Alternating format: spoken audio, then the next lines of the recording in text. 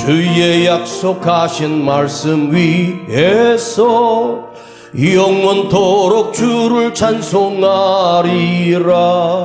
소리 높여 주께 영광 돌리며 약속 믿고 굳게 서리라. 굳게 서리. 영원하신 말씀 위에 굳게 서리. 굳게 서리.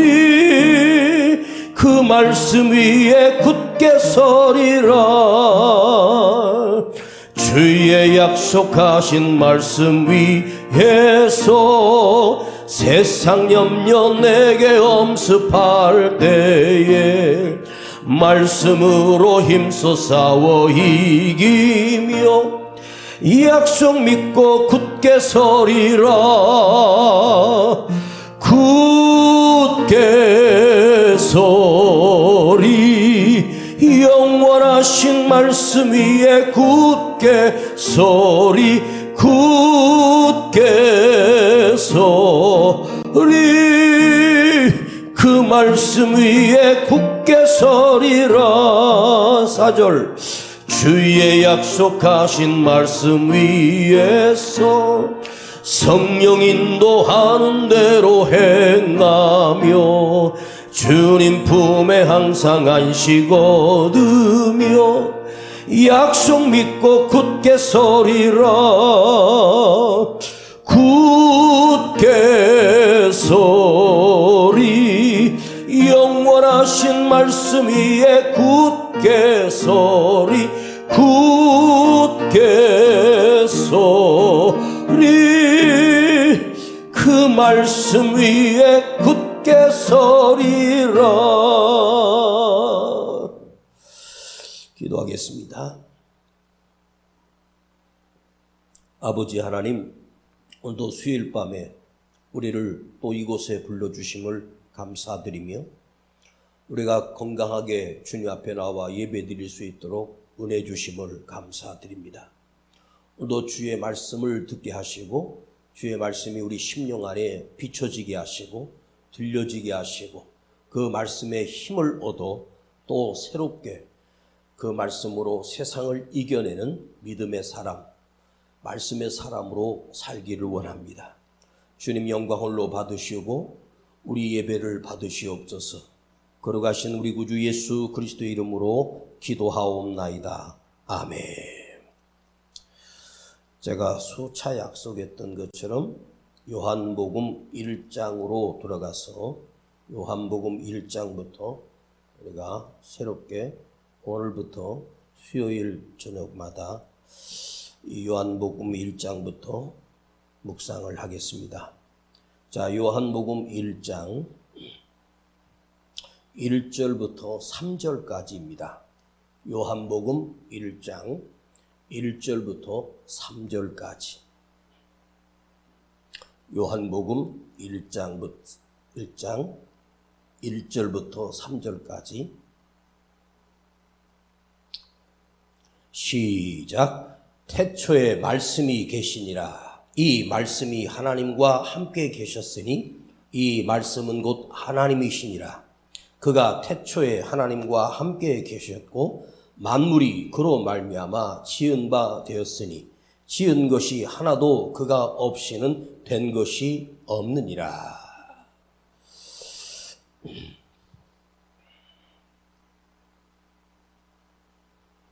제가 1988년도에는 직장 생활을 했습니다.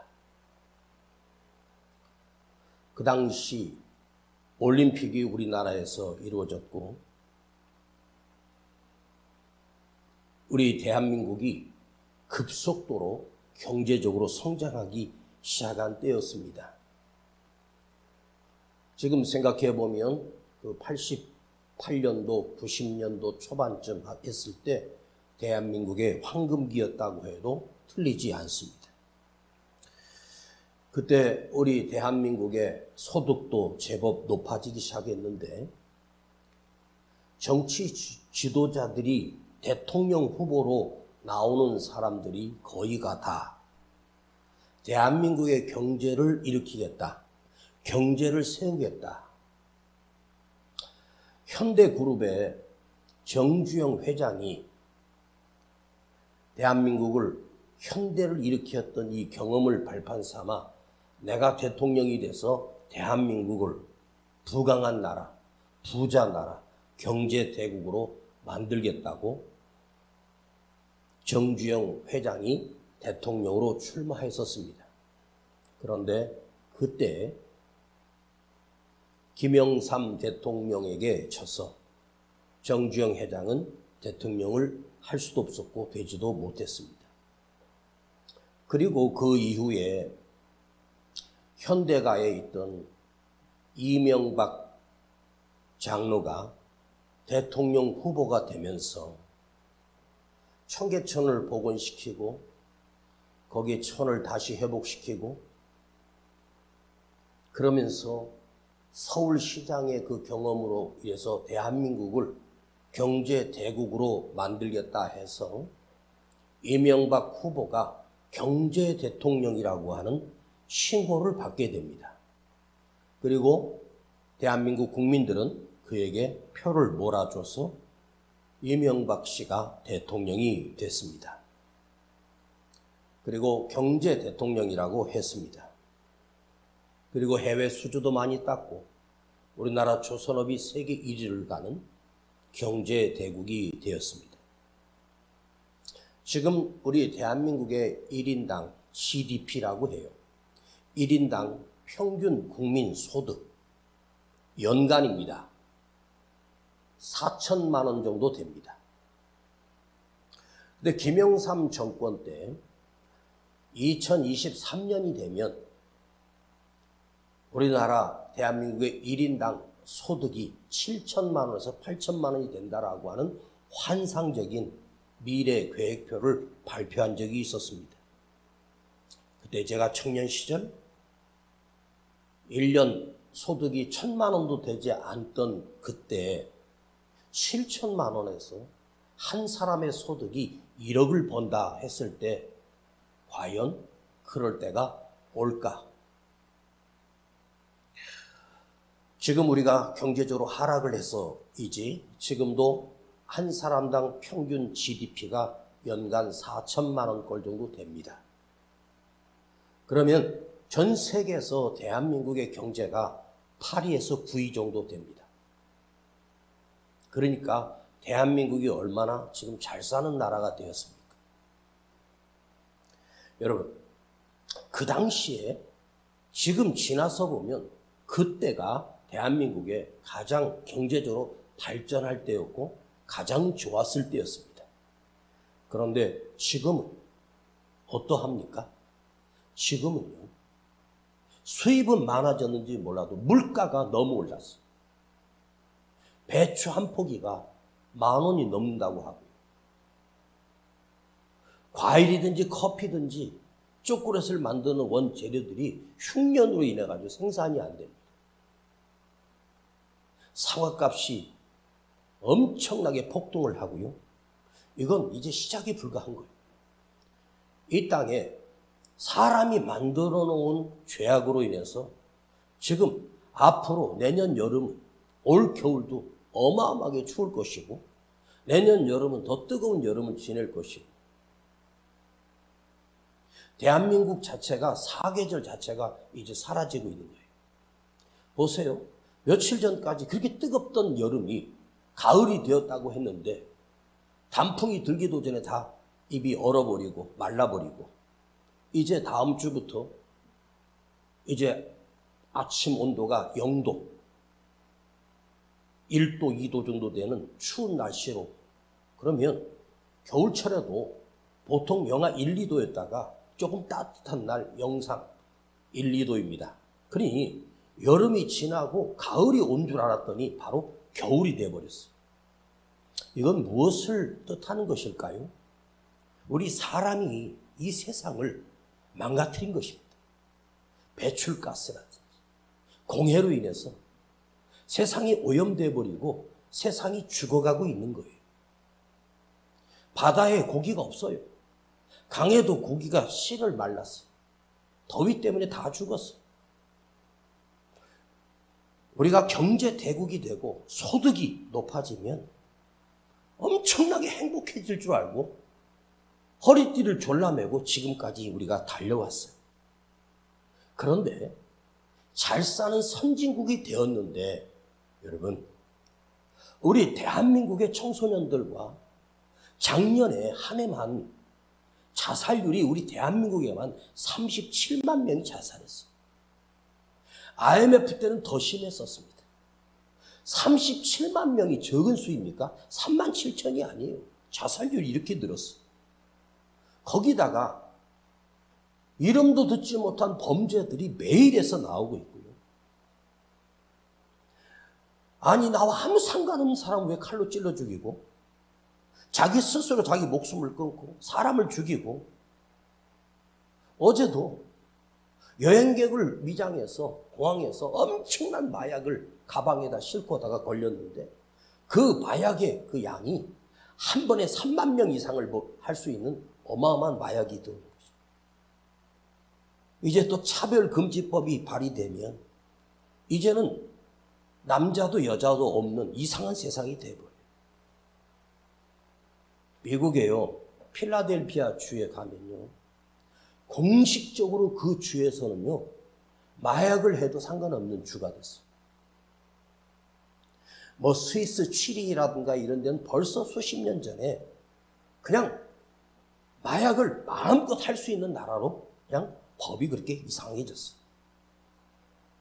자, 여러분들 여기 성경에다가 이걸 꽂아 놓으시고 표시해 두시고, 이건 좀 지금 사도 요한이 요한복음을 기록하면서 다른 복음서에는 없는 창세기 시대를 얘기해요. 그래서 창세기 1장으로 한번 넘어가겠습니다. 자, 창세기 1장으로 한번 넘어가시죠. 창세기는 그냥 구약 성경 딱 열면은 바로 나오잖아요. 그래서 이것도 우리가 위에서 한번 읽어보세요. 하나님의 말씀이요, 정말로 얼마나 소중한지를 우리가 알아야 됩니다. 자, 창세기 1장 1절은 태초에 하나님이 천지를 창조하시니라. 요한복음 1장도 태초에 하나님이 계셨으니 그런 말씀이라. 그가 하나님이라. 창조되기 전에 먼저 계셨던 분이 하나님이에요.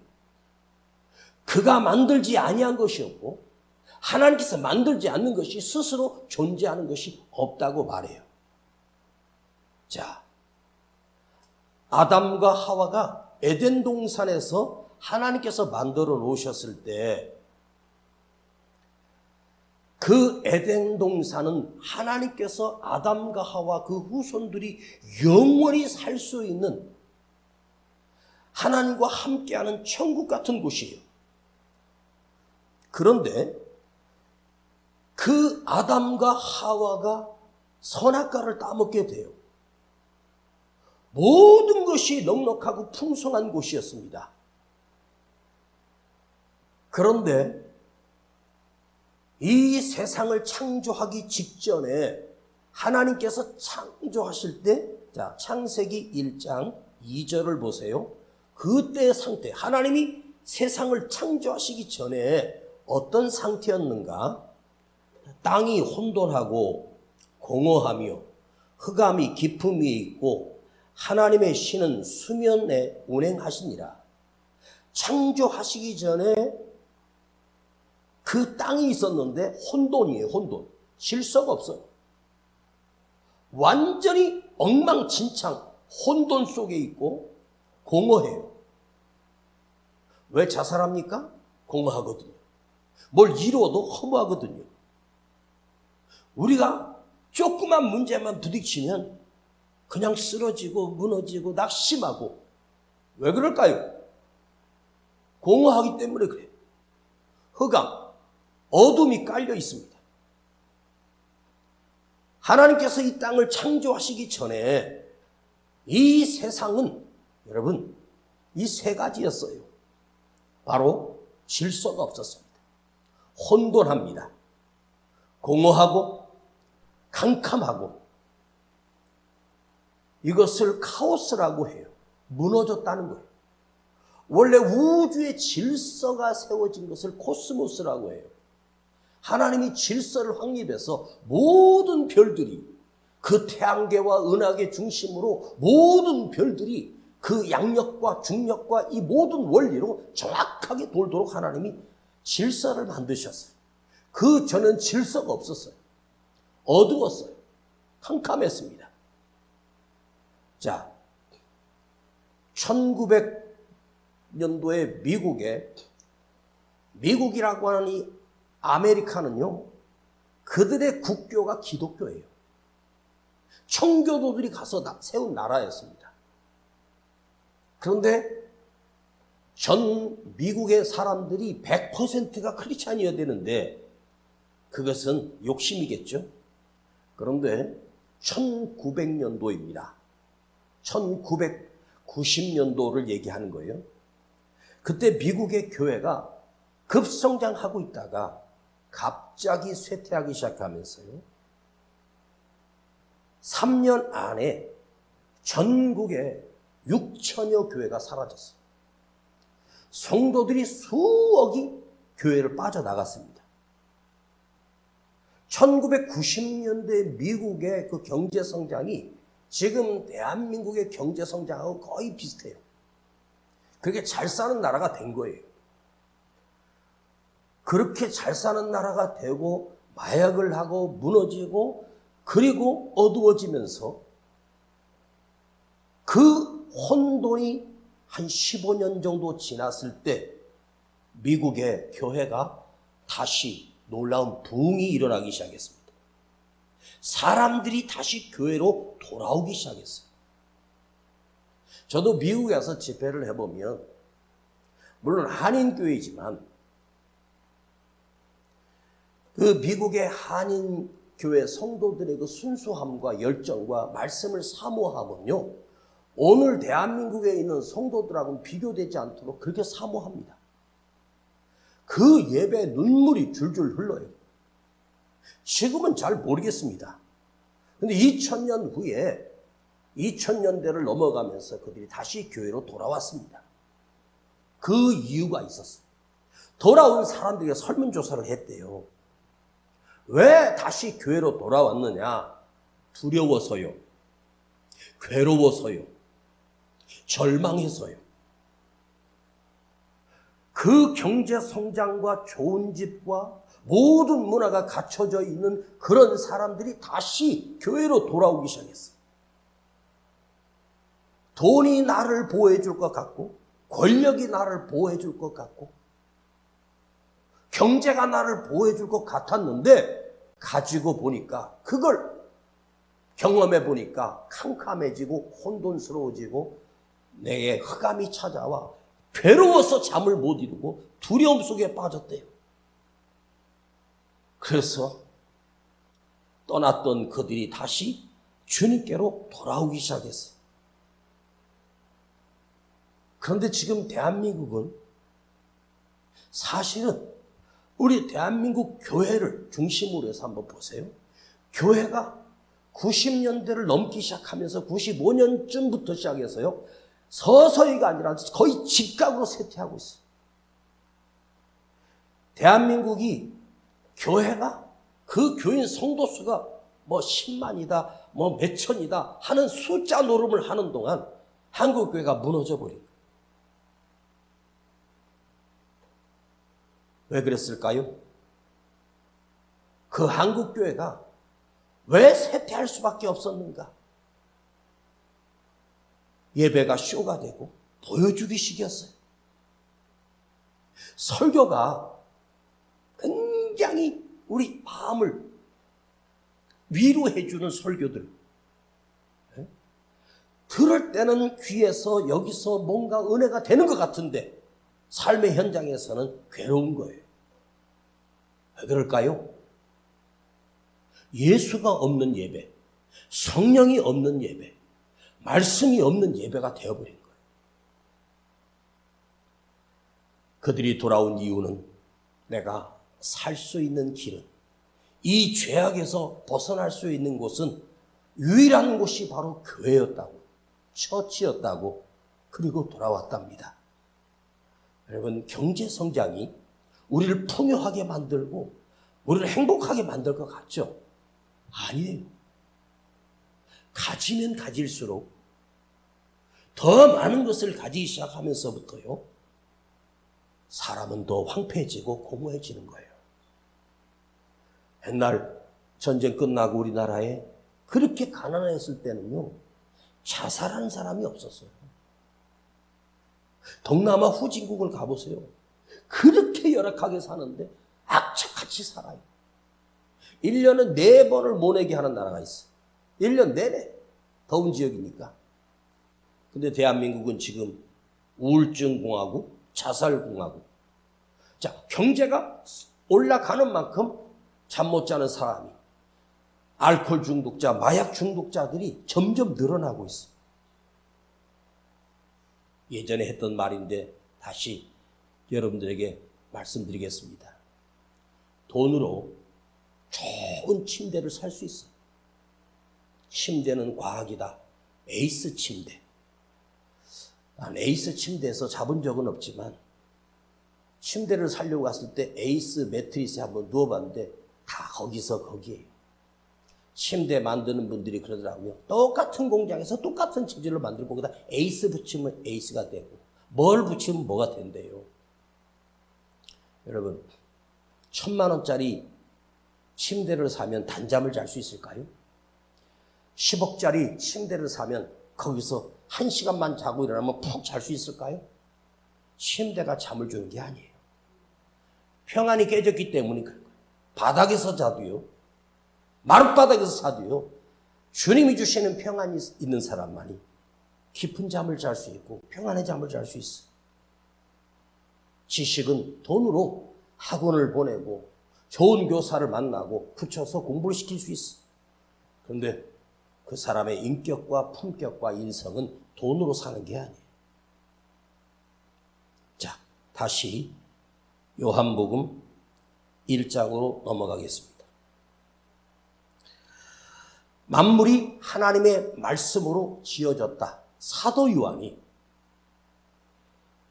예수님이 이 땅에 오신 연도를 AD라고 해요. 지금 2024년도니까 주님이 이 땅에 오신 해가 2024년이 됐다는 얘기예요. AD 95년에서 AD 100년 사이에 사도 요한이 이 요한복음을 썼어요. 그런데 그 당시에 영지주의자들이 교회를 변질시켜 가기 시작했어요. 영지주의자라고 하는 말은 뭐냐면 예수님이 십자가에서 죽은 게 몸으로 죽은 게 아니라 그 영이 죽었다. 그리고 영지주의의 가장 특징은 뭐냐? 하나님 외에 무슨 그 아들 예수가 있어. 예수를 부정하고요. 오직 하늘에 계신 하나님. 이것만 주장하는 자들이 영지주의였어요. 그래서 사도 요한이 그 늙은 나이에 요한복음을 기록하면서 예수 그리스도가 하나님이시고 그리스도가 몸으로 오셨다는 사실을 내가 보았던 예수, 내가 만났던 예수를 증명하기 위하여 펜을 들어 이 복음서를 기록하게 된 이유였습니다. 만물이 하나님의 말씀으로 말미암아 지음받았다. 하나님의 말씀은 모든 만물을, 이 세상의 모든 만물, 우리까지도 사용설명서, 인간의 사용설명서, 어떤 제품이 하나 나와도 거기에 반드시 책자가 하나 들어있어요. 사용설명서예요. 습기에 조심해야 되고 실온에 잘 보관하고 뭐 어떻게 하고 그 사용설명서가 있잖아요. 그런데 인간의 사용설명서는 이 세상에 없어요. 인간의 사용설명서가 뭐냐? 바로 성경이에요. 성경이 우리 삶의 사용설명서예요. 너는 이렇게 살아라. 이렇게 해야 된다. 이것이 진리다. 이렇게 살지 않으면 너는 구원받을 수 없다. 오직 하나님의 말씀이 우리의 사용설명서예요. 하나님 말씀을 따라 살고 하나님 말씀에 순종하여 살면 그 말씀이 나를 가르치시고 그 말씀이 나를 인도하시오.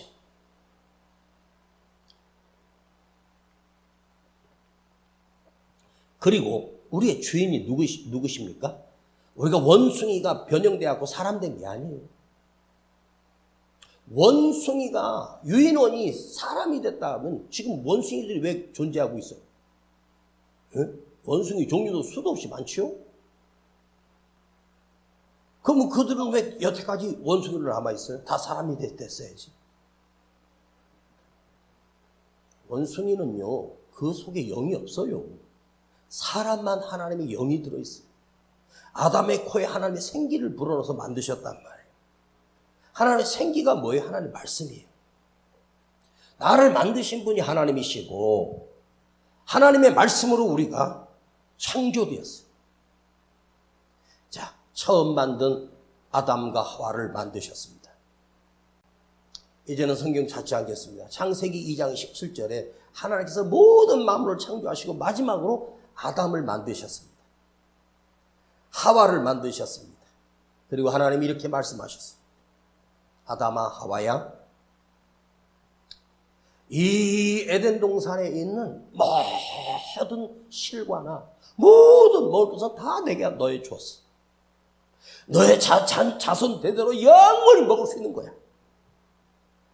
그러니까 너는 이 에덴 동산에 있는 모든 실과나 땅에서 나는 것이든 모든 너를 유익하게 하는 게 내가 만들어놨어. 그러나 저 동산에 있는 선악을 알게 하는 저 실과는 먹지 마라. 만일 너희가 저 실과를 먹는 날에는 반드시 죽으리라. 정령 죽으리라. 이게 하나님의 말씀이었어. 다른 거 없었어. 다 먹어. 그러나 저것만은 먹지 마. 딱 하나입니다. 하나님이 에덴 동산에 인간이 먹을 수 있는 게 10,000가지만 만들어놨을까요? 100,000개만 만들어놨을까요?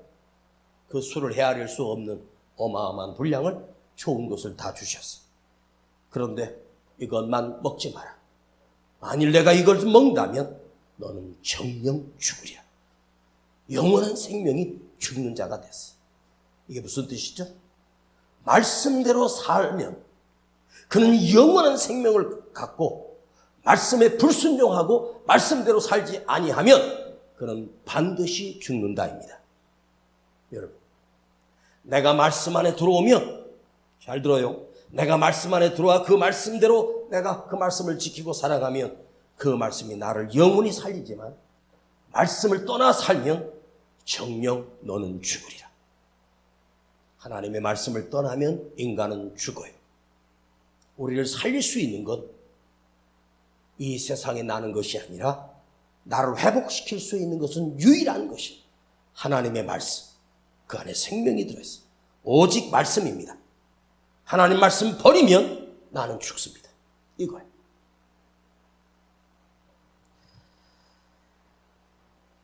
그리고 하나님이 천지를 만드실 때 그 혼돈과 어둠과 흑암 속에서 처음으로 하나님이 이 땅을 창조하실 때 하나님께서 지으신 것이 뭐예요?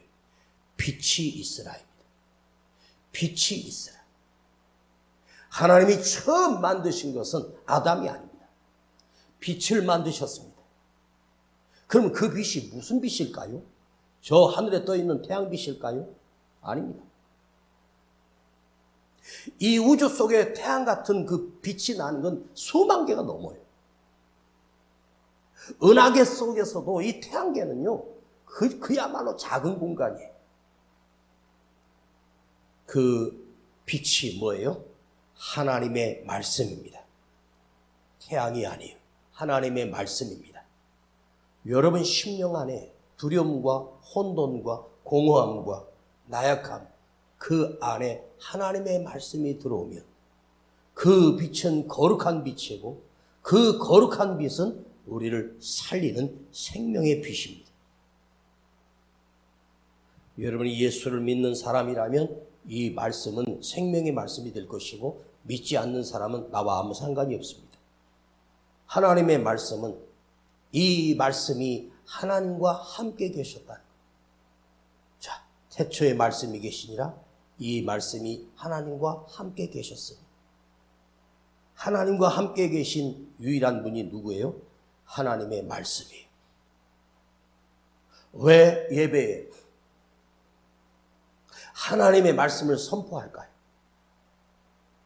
우리가 찬양도 하고 기도도 하고 뭘 다 한다, 어떤 걸 한다고 해도 하나님의 말씀이 없으면 그건 예배가 아니에요.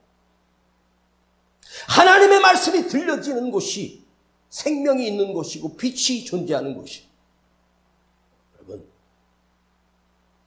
내가 나를 지킬 수 있다고 생각하세요? 여러분을 지켜줄 게 뭐라고 생각하십니까? 돈만 있으면 돈이 나 지켜줄 것 같아요? 아닙니다. 돈 많은 그 사람들은요, 매일 마약에, 매일 술에, 매일 두려움 속에 살아요. 건강하면 묻겠습니다. 그 건강이 10,000년을 갈 수 있습니까? 1,000년을 가겠습니까?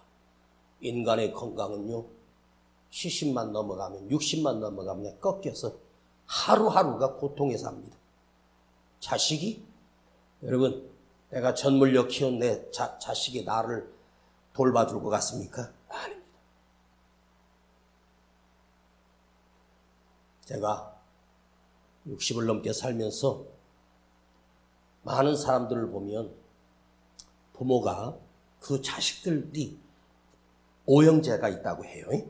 그 엄마가 낳은 그 배 아파서 난 자식이 5이 있어. 그런데 그 엄마가 그 5 자기 아들들 중에 다 사랑하지만 특별히 사랑을 받은 새끼가 하나 있어. 부모도 똑같아요.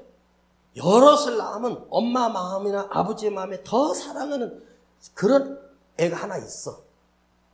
그래서 그 아이에게는 다른 형제들보다 더 많이 사랑을 주고 더 많은 것을 물려주고 했어요. 부모가 그렇게 많이 사랑해준 자식은요, 그 자식이 효도가 되는 놈이 없어. 희한하죠? 그렇게 사랑을 많이 받은 놈이요, 나중에 불효자가 되더라고요.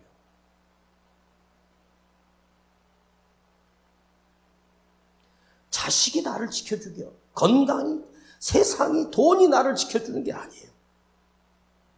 여러분 속지 마세요. 나를 지켜줄 수 있는 것은 오직 말씀입니다. 말씀만이 나를 지켜줄 수 있고, 말씀이 내 안에 들어오시고 내 온 삶을 지배하고 다스릴 때 우리의 삶이 살아나고 진리 안에 설 수 있어요.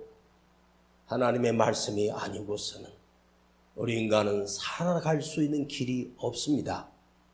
사람의 말은 고작 위로, 사람의 말은 힘이 없어요. 사람의 말은 능력이 없어요. 그러나 하나님의 말씀은 살아있어요. 역사해요. 능력이 있어요. 우리를 죄에서 깨트리시고 우리를 구원하시고 자녀 삼아주시고 사망의 몸에서 나를 건져내시는 그 생명의 말씀이 우리 주님께 있는 거예요. 우리를 구원하는 말씀은 하나님의 말씀, 주님의 말씀입니다.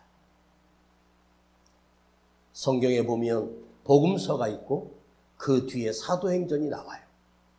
사도행전 1장에만 주님이 너희가 성령이 임하시면 사마리아 땅끝까지 이르러 내 증인이 되리라 했던 그 말씀이 사도행전에 딱 한 절 나와요.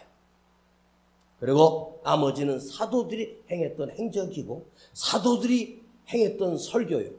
예수님에 대한 이야기, 예수님에 대한 설교들이 사도행전에 기록되어 있고 그 위로 넘어가면 바울 서신, 사도 바울이 썼던 고린도, 고린도 후서 이런 사람이 썼던 성경이 나와요. 사도 바울이 했던 말, 사도 바울이 편지 써서 그것이 성경이 되었던 그 말씀. 자, 어느 성경이든지 어느 말씀이든지 하나도 버릴 것이 없고 다 소중한 말씀입니다. 그런데 사도 바울이 그 성경을 쓰면서 자기 경험을 썼고 자기 고집대로 썼고 자기 생각대로 썼습니까? 아닙니다. 성령에 사로잡혀서 그가 그 편지를 쓴 거예요. 성령께서 바울을, 성령께서 사도 요한을 붙들어서 말씀을 기록하게 됐어요. 그래서 예수님의 행적과 예수님이 이 땅에 오신 모든 역사가 그 하셨던 말씀을 복음서라고 해요. 복음서. 복음이 뭐예요? 복된 소식, 너는 살린다. 너는 죽지 않는다. 너 이 복된 소식을 듣고 돌아와라. 그게 복음서란 말이에요.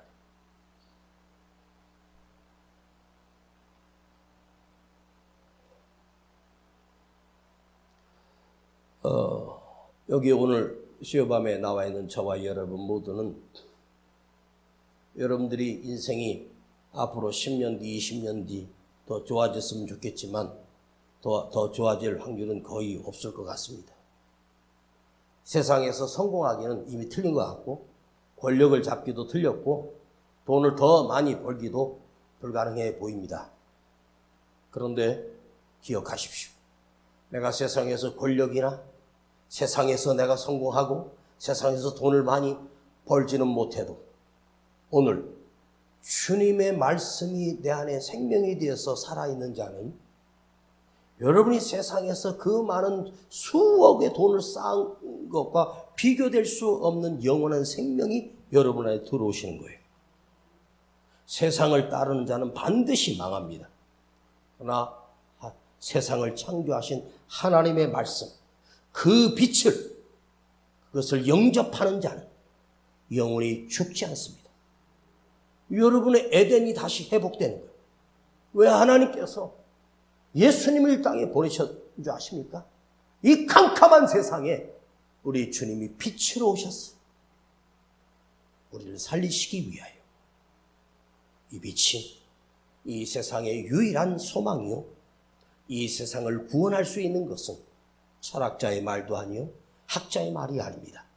오직 하나님의 말씀만이 저와 여러분을 살릴 수 있습니다.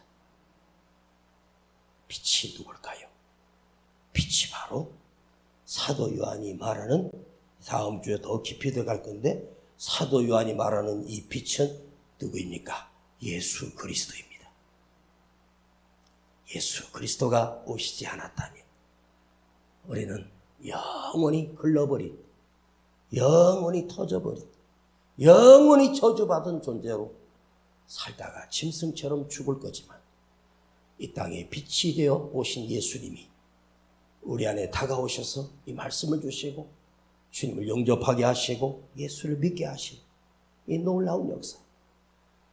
여러분, 예수 믿게 됐다는 사실 하나만 생각해도 평생을 감사해도 갚을 길이 없습니다. 그 말씀에 여러분의 생명을 걸고 사십시오. 생명을 걸면 그 말씀이 내 인생의 생명을 걸고 나를 보호하시고 지키시고 인도하실 것입니다.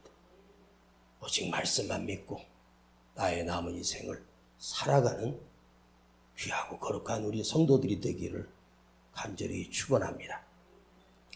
아버지 하나님, 요한복음 1장 1절부터 이 말씀을 다시 묵상하게 하시니 감사드립니다.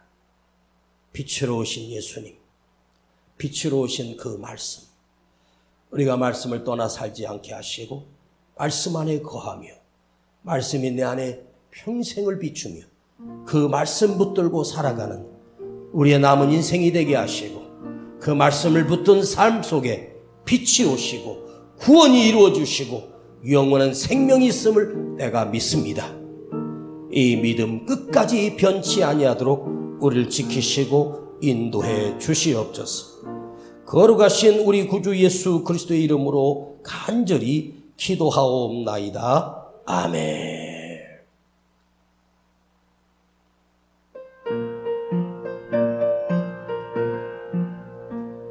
주의 약속하신 말씀 위에서 영원토록 주를 찬송하리라. 소리 높여 주께 영광 돌리며 약속 믿고 굳게 서리라. 굳게 서리. 영원하신 말씀 위에 굳게 서리. 굳게 서리. 그 말씀 위에 굳게 서리라. 2절 한번 부르고 기도합니다. 주의 약속하신 말씀 위에서 세상 염려 내게 엄습할 때에 말씀으로 힘써 싸워 이기며 약속 믿고 굳게 서리라. 한 번 더 주의 약속하신 말씀 위에서 세상 염려 내게 엄습할 때에 말씀으로 힘써 싸워 이기며 약속 믿고 굳게 서리라. 한 번만 더 주의 약속하신 말씀 위에서 세상 염려 내게 엄습할 때에 말씀으로 힘써 싸워 이기며 약속 믿고 굳게 서리라. 굳게 서리. 영원하신 말씀 위에 굳게 서리. 굳게 서리. 그 말씀 위에 굳게 서리라. 우리 시간 주여 부르고 기도할 때 주의 말씀을 붙들고 사겠습니다. 그 말씀 위에 내 생명을 걸고 사겠습니다. 말씀만이 나를 살릴 수 있습니다. 주여 부르고 기도합니다. 주여